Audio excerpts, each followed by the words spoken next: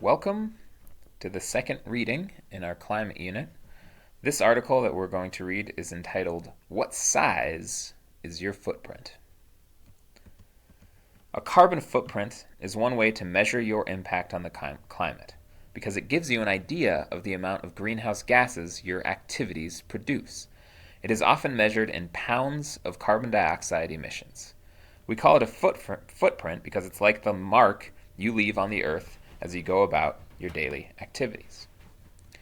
When you walk on a sandy beach, you leave behind a footprint.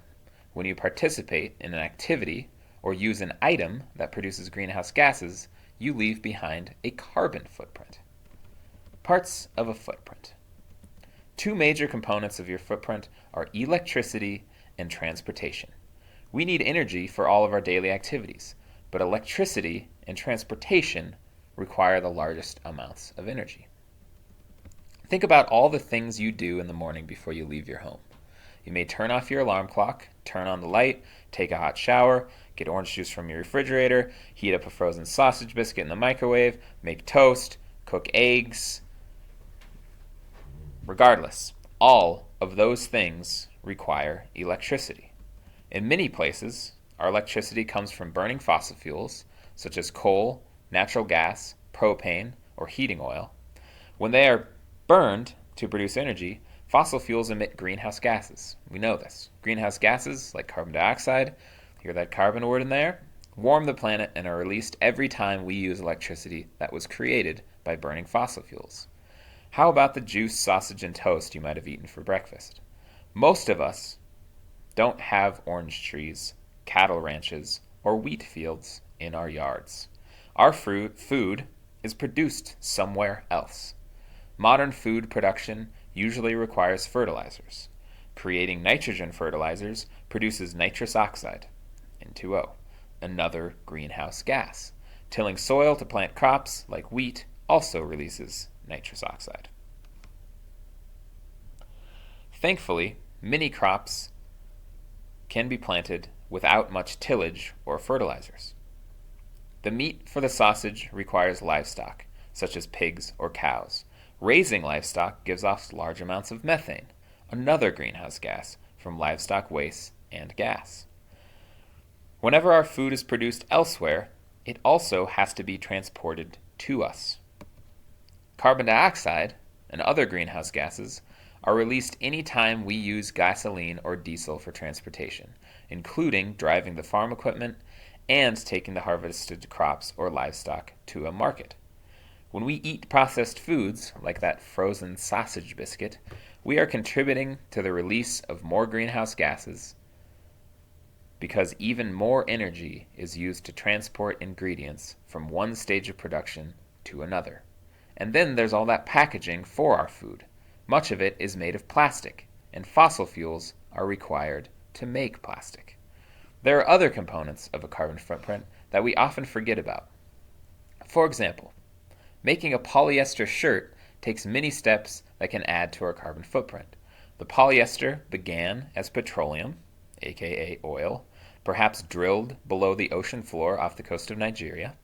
The petroleum was transported to another country where it was changed into separate chemical compounds and then processed in a third country into a material that can be used to make cloth. Each step required energy for transportation and electricity. Shrinking your footprint. Does all this information mean you should make your own clothes, sell your family car, and grow all your own food? Not necessarily. However, by being aware of the impacts caused by the choices you make, you can better choose how large or small your carbon footprint will be. What are some other things you can do to shrink your carbon footprint?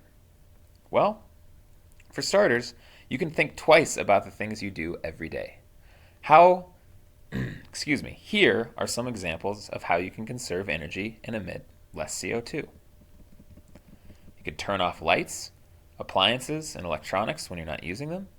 You could travel on foot, by bicycle, or on public transportation when you can. You could eat fewer processed foods and less meat.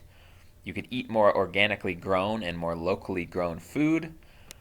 You can also do things on your school campus to reduce your carbon footprint. Here are a few ideas to get started. You could reduce energy use. You could help your school save money and energy by doing an energy audit and finding ways to reduce energy use. You could use natural daylight.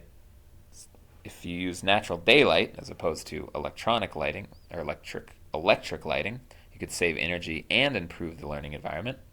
You could recycle at your school. It takes less energy to make an aluminum can, plastic bottle, or piece of paper from recycled materials than it does making it from scratch with raw materials. You could reuse things, so you could buy used instead of new. It will save you money, and it cuts down on the energy that you have gone into making another book, another CD, another shirt, or other gizmo. You could walk to school, organize a walk to school day, or create a walking school bus, which I'm not entirely sure what that is, but you can always look it up at walkingschoolbus.org. You could also go out with gray and in with green. Replace concrete and asphalt at school with plants and trees that can absorb that CO2. Shrinking your carbon footprint doesn't need to be painful. When you shrink your carbon footprint, you're not just giving things up, you're getting a lot too. By helping to stop climate change, you are working to improve your own quality of life. And quality of life is all about making choices that you feel good about. It's your quality of life, it's your carbon footprint, but the carbon affects us all. Let's scroll back really quickly to the comparison between Bigfoot and Smallfoot. Here we have differences between potentially carbon dioxide producing big carbon footprints. If you're eating a lot of processed food and meat, you are contributing more greenhouse gases to the atmosphere. If you choose to eat a little bit more fruits and vegetables and some meat that maybe is grown in a sustainable way, you will be creating a small footprint. Same with travel, right? If you choose to carpool or ride the bus or walk or bike, you will be using less greenhouse gases than by car. At home, try and use energy efficient appliances. Try not to have huge houses that you leave your lights on all the time and end up using a lot of resources to water your lawn. Here is an example of some of your hobbies that you could change. If you're riding a skateboard, you're doing an awesome thing. If you're just sitting at home sucking energy down through your computer while you play your computer games, not so great. Recycle everything you can versus recycling nothing. And then here's your breakdown, right? You can literally more than halve the CO2 contribution you have in the world by following some pretty simple steps. Okay, that is it.